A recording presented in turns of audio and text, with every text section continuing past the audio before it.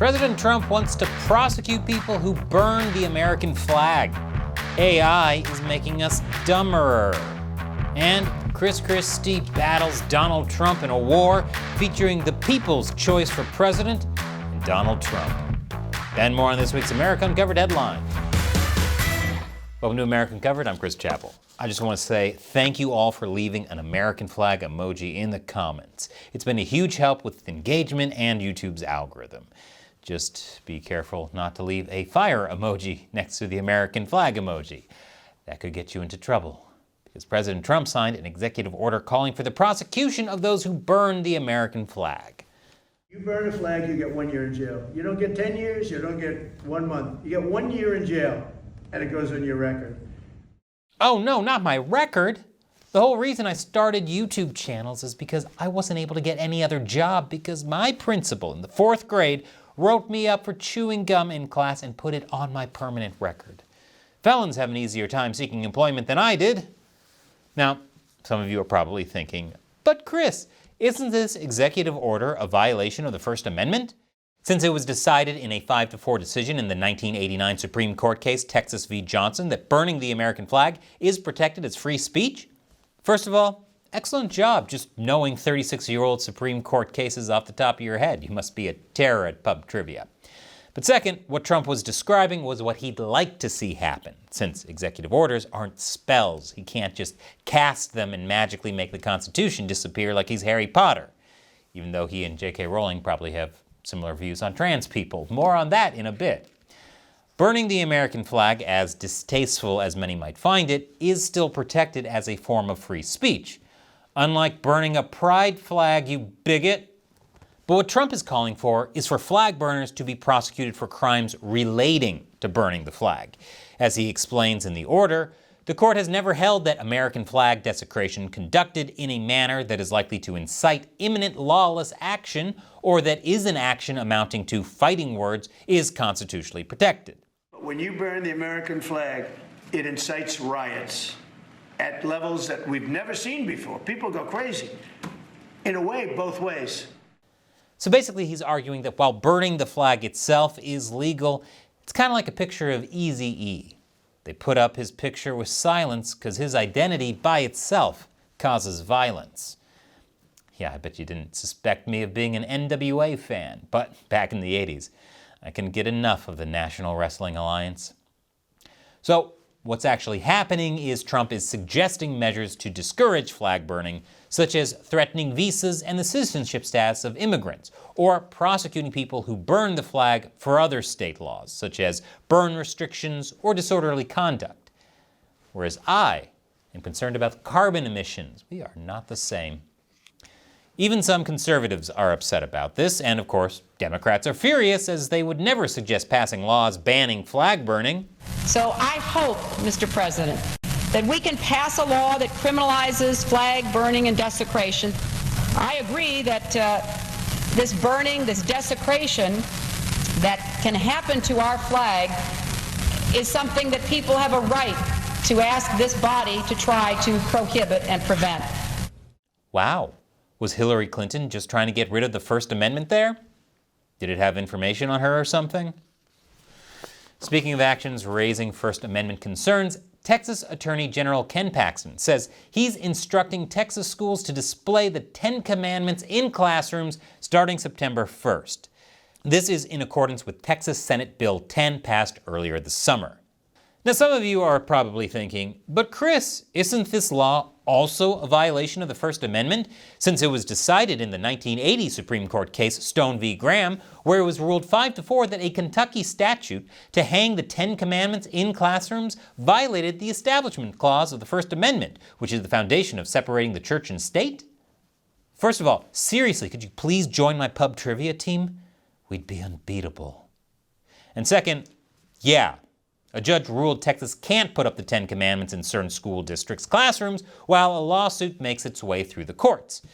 As a matter of fact, Texas is the 3rd state this year to get into court battles over schools displaying the 10 Commandments, along with Louisiana and Arkansas.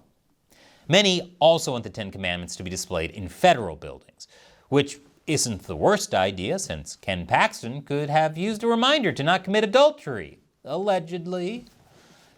Now, the First Amendment is pretty clear about creating a separation of church and state. But proponents for hanging the Ten Commandments in classrooms counter this by saying the Ten Commandments are intertwined with U.S. history. Ten Commandments displays are constitutional because they fit within the tradition of publicly recognizing the role of religion in our nation's history. But the Ten Commandments aren't the only ideological symbol people are trying to prevent being hung in classrooms. There's also pride flags.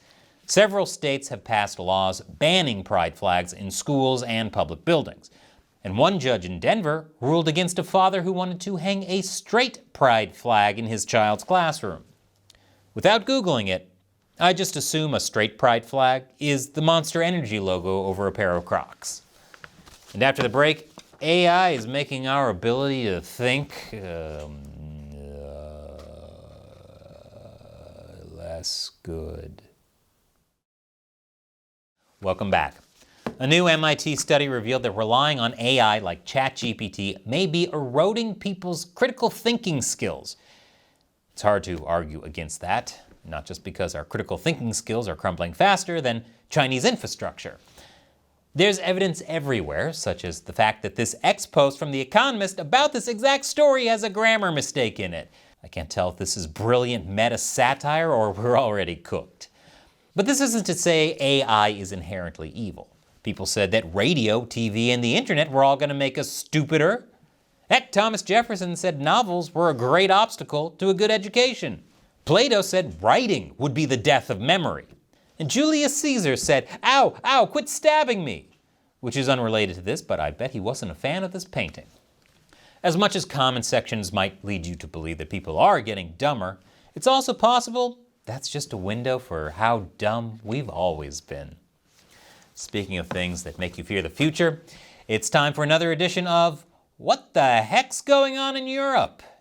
You may have seen this viral video of a 12-year-old girl in Dundee, Scotland, friggin' double-wielding a knife and an axe at a man filming her and her 14-year-old sister. The girl was charged for brandishing the bladed weapons.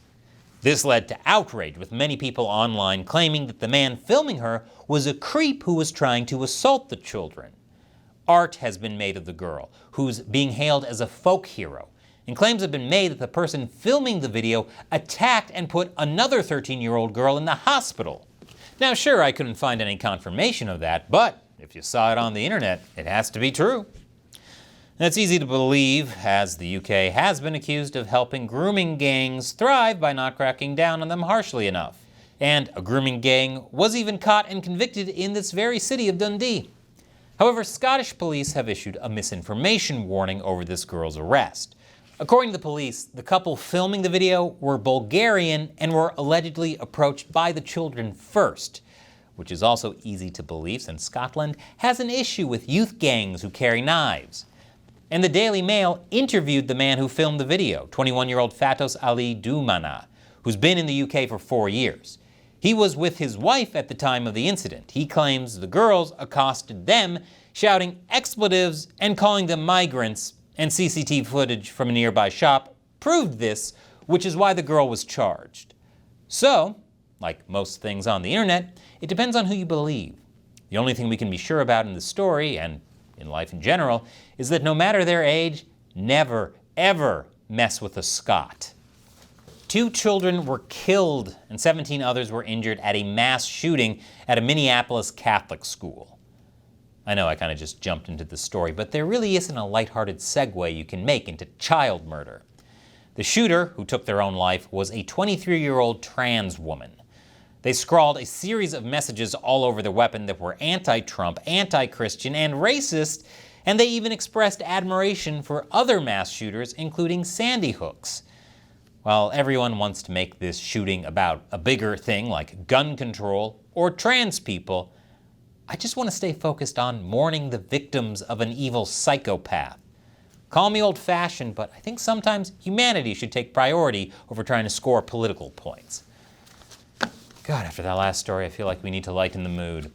I know, Jeffrey Epstein! Audio from Ghislaine Maxwell's interview with the Department of Justice was released. The most notable information to come out of the 6 hours of audio are her claims that Jeffrey Epstein didn't keep a client list and her seeming total exoneration of President Trump. I never witnessed the president in any inappropriate setting in any way. The president was never inappropriate with anybody. In the times that I was with him, he was a gentleman in all respects. She even said she always liked him and admired his extraordinary achievement in becoming president. As someone who's fluent in buttering up, this translates to, "Please give me a pardon. I can't last another day in this minimum security Texas prison I was transferred to after the interview. They don't even sous vide their steaks. I had to eat it pan-seared in butter like an animal." Now, take the word of a convicted sex trafficking co-conspirator with a grain of salt. Obviously, not everyone believes her. One of the people who's skeptical is America Uncovered's officially endorsed 2024 and now 2028 presidential candidate Chris Christie, who's happy to eat steak no matter how it's cooked. In an interview with ABC, Christie says he doesn't believe Trump did anything illegal with Epstein, but also doesn't believe Maxwell is someone that should be believed. Christie also commented on the FBI raiding the home and office of former Trump National Security Advisor John Bolton, which is allegedly linked to a probe into Bolton allegedly sending classified documents to his family while still working for the White House. Bolton, who looks like if the KFC guy was a colonel of the Salvation Army, was once a Trump ally, now a staunch Trump critic. Which isn't that surprising, since during his first term, Trump's White House had more turnovers than an Arby's. Despite this, Vice President J.D. Vance says this raid isn't politically motivated, but Christie doesn't seem to necessarily believe that. During the 2024 campaign, he told you he was going to do this, that he was going to have a Justice Department that acted as his personal legal representation. And that is what they're doing. Trump took this accusation to heart and laid out in a calm, rational manner why this simply isn't true. And just kidding. Trump threatened to open an investigation into Christie's role in the 2013 closure of the George Washington Bridge that was allegedly an act of political malice. Or to put it more concisely, Look, Chris is a slob. Everybody knows it. hey, that's our 48th president you're talking about. Sure, he may have had a hand in political corruption. And sure, he may repeatedly lose in his efforts to be president. And sure, he may be a slob. But was there a fourth thing Trump said? Anyways, before you go, check out this video I made about the new Metal Gear Solid Delta Snake Eater remake. It's fun, and it'll make you think. Once again, I'm Chris Chappell. Thank you for watching America Uncovered.